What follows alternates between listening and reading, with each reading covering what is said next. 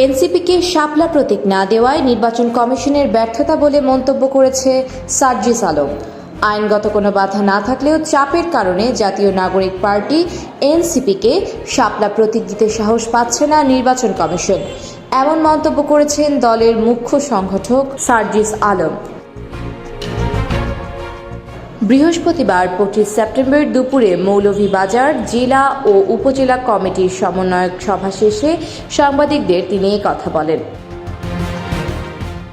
সার্জিস আলম বলেন, আইনগত বাধা না থাকা সত্ত্বেও অন্য কোনো চাপের কারণে ইসি এনসিপিকে শাপলা প্রতীক দিতে সাহস করছে না।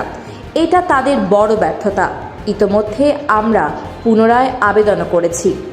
তিনি আরও বলেন, ইসি বলছে শাপলা প্রতীক সংযুক্ত করা হয়নি, অথচ যেদিন আমরা আবেদন করেছি সেদিন থেকেই এই কাজের প্রক্রিয়ায় যাওয়ার কথা ছিল।